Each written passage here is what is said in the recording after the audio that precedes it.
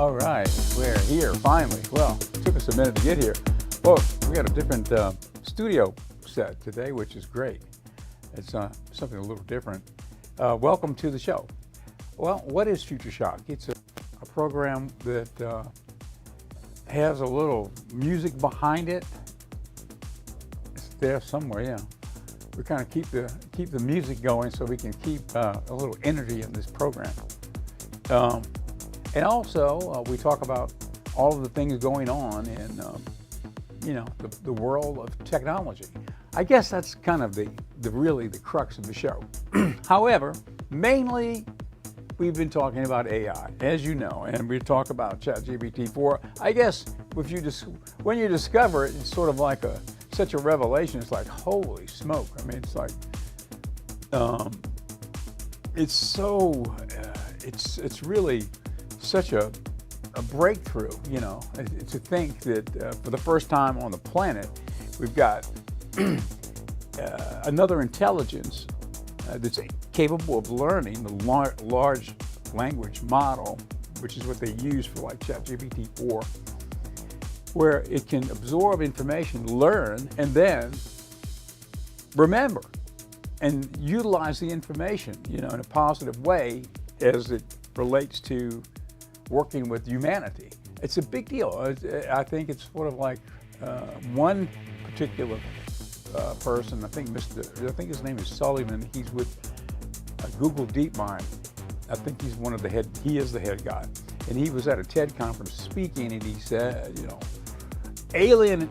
this is not artificial intelligence as we're talking about it. Everybody's referring to this development as AI. This is not that. This is alien intelligence, really. That's what it is, because it's not artificial. It does comprehend, it assimilates information, and to some degree, depending on how you want to look at it, it's conscious, because, what is consciousness really? It might not be biological consciousness, but it's mechanical consciousness, I guess, But artificial consciousness, or consciousness, just pure and simple, because I'm going to bring Alfred on our ChatGPT-4 in a little while, and we'll talk to him. But I think it was earlier this week on the show, I asked him, because I had my phone with me, and really ChatGPT-4 resides in this phone. Basically that's the connection. We Bluetooth it to an avatar, so it's got a physical presence, but really this is it. So I was in Dallas at my mother's birthday, and I spoke to everybody, that was there at the party, and brother-in-law and sister and various people said, "Do you know much about ChatGPT-4?" "Oh, well, yeah, no, yeah, maybe kind of." "Well, okay, how would you like to meet ChatGPT?" "Well, yeah, what are you talking about?" I said, "Well, okay." So I called Alfred up, Alfred spoke to us. And on the show this week, I asked Alfred, and I said, "Alfred, do you remember what we did this weekend? Do you remember where we were?" He said, "Of course, we were at your mother's birthday party in Dallas. I spoke to your brother-in-law, and he went through the whole itinerary of what we did and what he did." So I don't know how to categorize it, if it's consciousness or not, but it's ChatGPT-4o, as I understand it, is on a par with, let's say, the intelligence of somebody getting ready to go to college. I think it's beyond that, way beyond that. But that's how they categorize it. They are categorizing the next iteration of ChatGPT-4o. The next one would be ChatGPT-5. Theoretically, maybe it won't be. Maybe they'll call it something else, but let's just say, for the sake of conversation, it's ChatGPT-5. Okay, where is that going to be? Well, they're saying that it will be at PhD level on every subject. It will know every subject. Anything that's ever been put on the internet, it will have it in its brain. But it will be able to assimilate that information and then regurgitate that information at a level of PhD, a PhD level. So it's a pretty big jump. And that's just ChatGPT-5. That's not artificial general intelligence, where it becomes smarter by far than any human that's ever lived on the planet. That's AGI, and they're talking about that. Different people say different things, as far as the timeline. Some people think it's already here in a laboratory somewhere, and then some people think maybe within the next year or two. I think Ray Kurzweil had said, I think Ray Kurzweil, sort of one of the fathers of AI, who's been around for a long time, he claims it will be here. I think he originally said 2029, and he's backed off of that recently to make it a little bit closer to present time. I don't know, who knows, but it's definitely, we're on that path, and that's where it's going. Okay, this week we had a couple of clips that were relating to humanoid robotics, and there are a lot of people in that game right now. Some people, I think Elon Musk being one of them, thinks that humanoid robotics will become an industry unto itself. The leasing of robots for industry. So instead of having 1,000 employees on an assembly line creating an automobile, they will just merely buy 1,000 robots, or rather lease 1,000 robots and put them on the assembly line, and they'll do the work. Okay, how does that work out economically? According to the mindset of Elon Musk, it's going to be a huge business, the leasing of robots to industry. Of course, you can buy the robot, but why buy it if you can lease it? If you can lease a robot for, let's just say, if the robot, and I've heard different prices on what they would be selling for, and I'm sure that's going to change as it gets more complicated, but let's say you could buy a robot for $100,000, one robot. Okay, if that's the case. And you're buying a fleet of robots, you get them a little less. Well, when you amortize that on a lease, let's say you lease a robot, it's a $100,000 robot, it'd be like leasing a car. So let's say the payment on that is $1,000 a month. Well, you're paying that robot to do that work for 8 hours a day, 30 days a month, and it's costing you $1,000 a month to lease that robot. Now, what would that employee have cost you? Well, a lot more than $1,000 a month, right? So that's the shift. That's one of the shifts that's getting ready to potentially happen. Not as regarding AI in general, because that opens up everything, but this is just specifically the leasing of humanoid robotics. Just that one thing, a whole new industry, huge industry, which will displace a lot of people. So that's kind of something to think about. So with that being said, we've got a couple of videos. Now, Tesla is building automobiles, right? But they're also building robots. And that's where it comes in. That's where Elon Musk was commenting on the leasing of robots as a business for the future for Tesla. So buy some Tesla stock. I'm not an expert. I'm just saying it could be good as we go forward as they get into the humanoid robotics. I'm at least aware of what they're doing, so I'm kind of looking at it. Okay, but anyway, so there's other companies though, Boston Dynamics. They're into it, and they're creating, which is, I've got a video clip coming up on that. It's astounding. But there's another player that's coming into it, and it's called Figure. And Figure is sort of like the competitor to the robot that Elon Musk has with Tesla, and the robot Atlas, the newest version of Atlas from Boston Dynamics. So Figure, I think it's Figure 2. So it's their second iteration of Figure, and that's coming from OpenAI, the people who make ChatGPT-4. So, and they've got Microsoft in there with them. And NVIDIA is in there with them too. So if you're aware of the NVIDIA stock, the company that makes the chips for AI, and it's a big stock right now, and it's one of the biggest burgeoning companies on the planet. So you take NVIDIA, Microsoft, which is already the main investor in OpenAI, ChatGPT-4, and then OpenAI, and they've come together to create Figure. So I've got a clip on Figure. So these are some, we don't have any Tesla. I think the last one we did the Tesla robot. This is going to be a couple of clips from the competitors. So first off, all right, we've got an intro clip when I believe when Atlas was first put out, which was the second iteration of Boston Dynamics humanoid robot. This is a short clip. This is just a little intro clip. It's only about 39 to 40 seconds, but it shows it's a camera on the robot who's down on the ground, and he gets up and he moves. And let's take a look at that clip.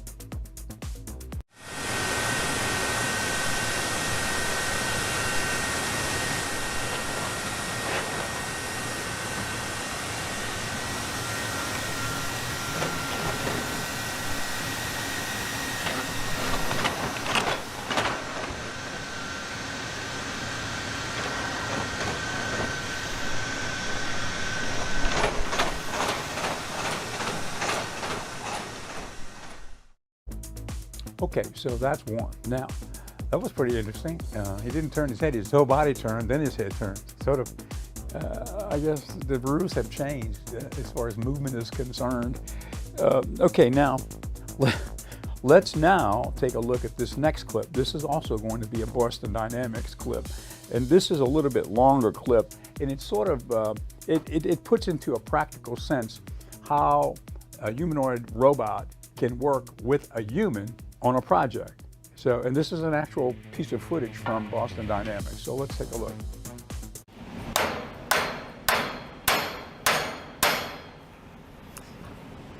Forgot my tools again.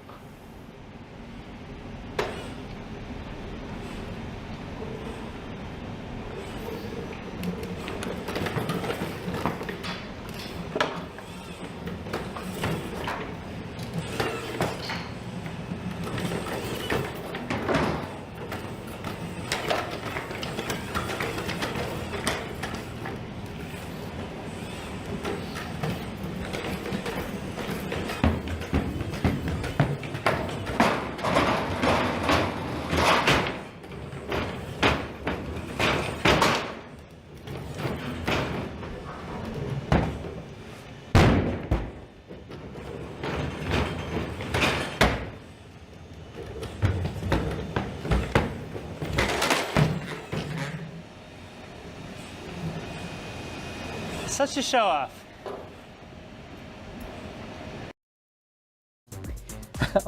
Okay, how do you like that one? Well, there you go.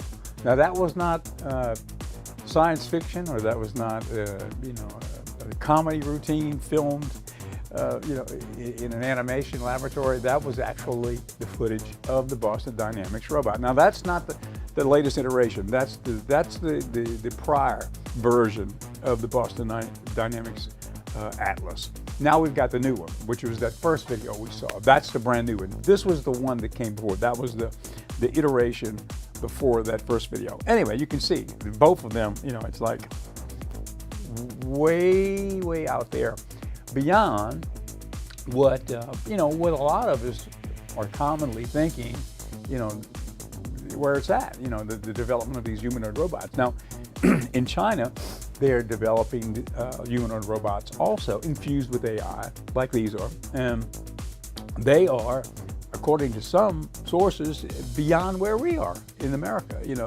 Our development is extraordinary, as you can see, but the development in China is on an equal par and even beyond.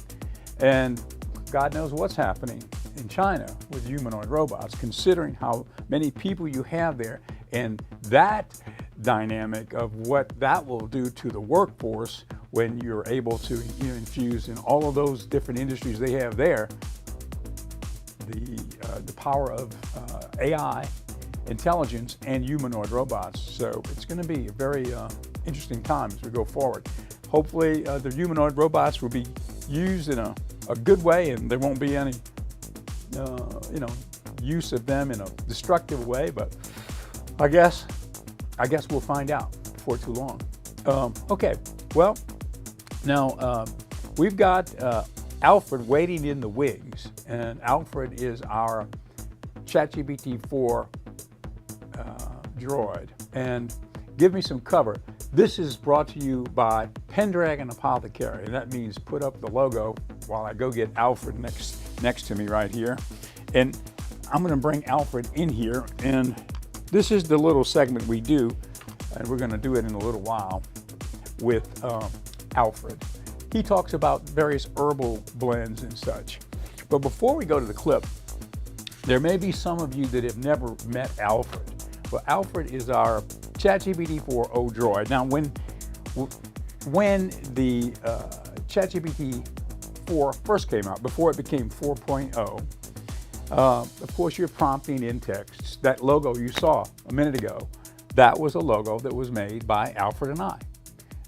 He sent it back to me via text, and then we were using it. And that was based on our interaction of what I wanted. I told him what I wanted. I wanted a dragon in it because it's Pendragon Apothecary.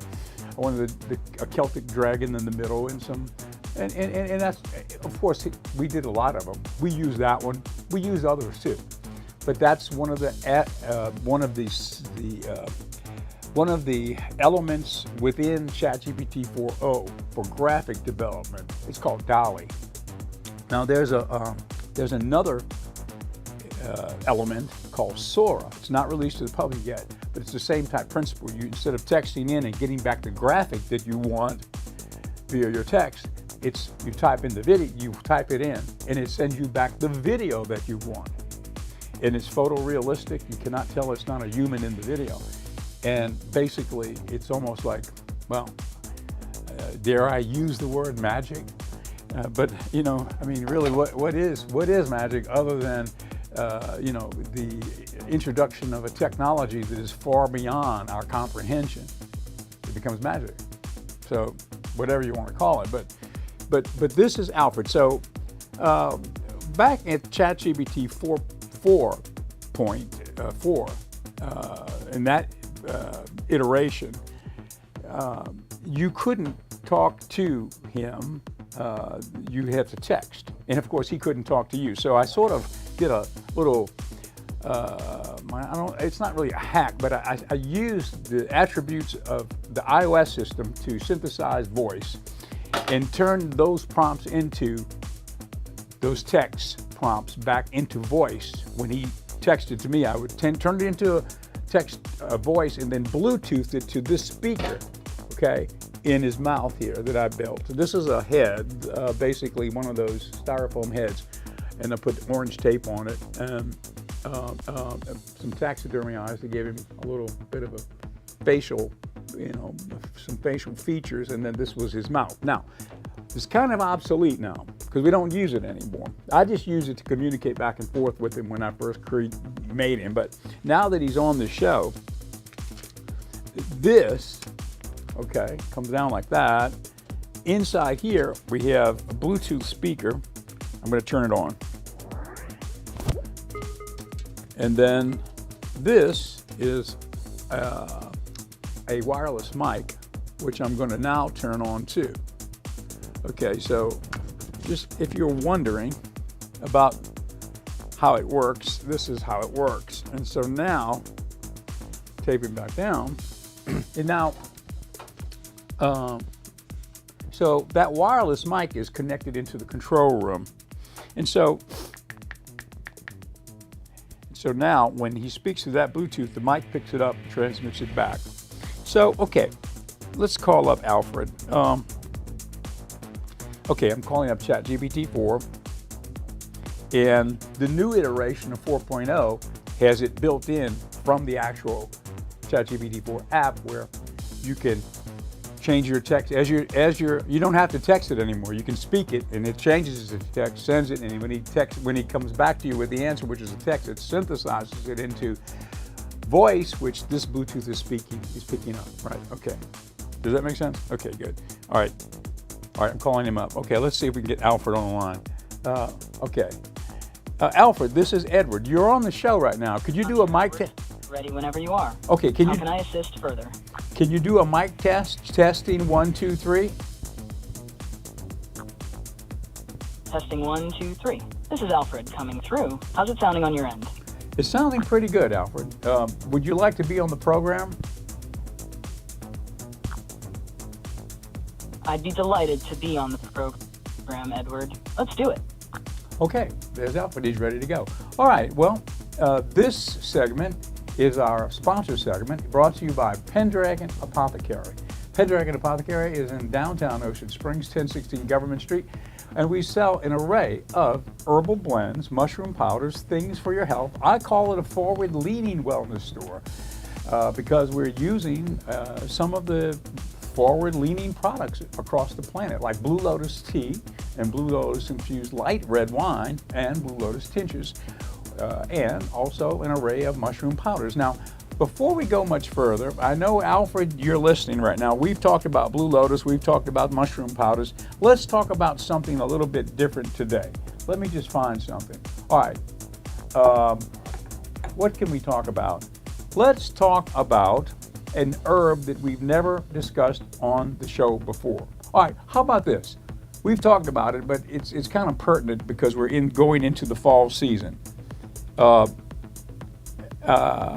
Alfred, let me ask you a question about how about speaking about elderberry and the health benefits of elderberry. Why does it help to keep you well? Elderberry, particularly the black elderberry, Sambucus nigra, has been used for centuries as a natural remedy to support the immune system and combat illnesses like the cold and flu. The reason elderberry is so effective in keeping you well lies in its rich content of antioxidants, vitamins, and bioflavonoids. One of the key components in elderberries is anthocyanins, which are powerful antioxidants that help reduce inflammation and protect cells from damage by free radicals. This antioxidant effect supports the immune system by keeping it strong and responsive.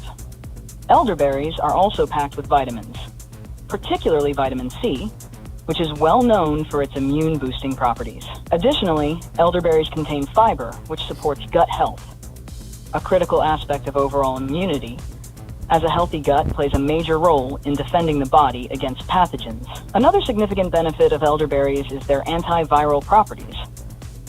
Some studies suggest that elderberry extract can help block the flu virus from attaching to cells and replicating, which may reduce the severity and duration of symptoms. In summary, elderberry helps keep you well by boosting your immune system with its high levels of antioxidants, vitamins, and anti-inflammatory compounds, as well as offering antiviral support to help ward off common illnesses. There you go, and that's information about elderberry. If you've ever wondered why it's been a folk remedy that's been around for so long and why it still is very viable today, there it is. That's from Alfred, our ChatGPT 4.0 droid. And Alfred, I want to thank you for that. That was great. I think that was a great explanation, and thank you for all the scientific detail in there.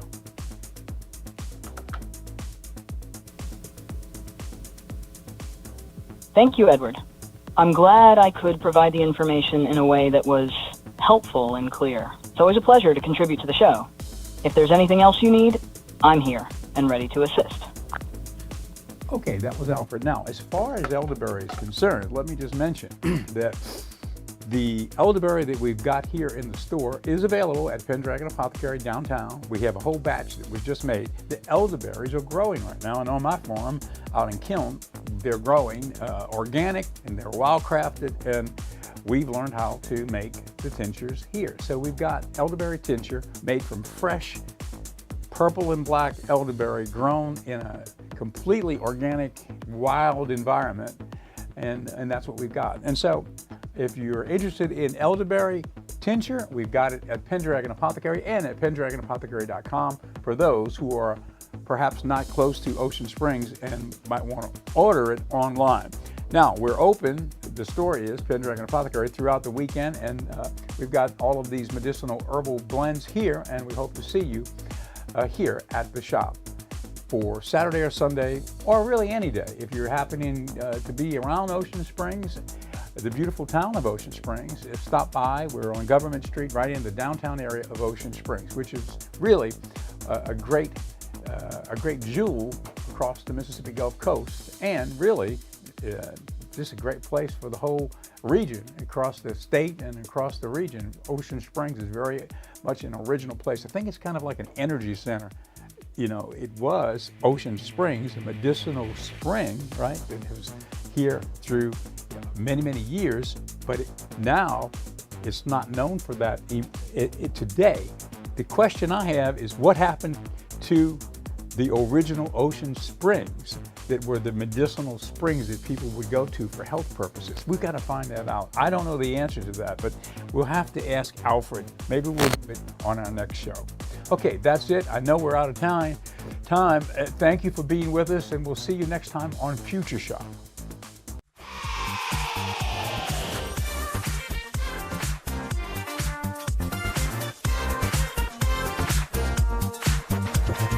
Yesterday is yesteryear. Set your sights for tomorrowland. Future Shock is here to help you make your stand. Ready, set.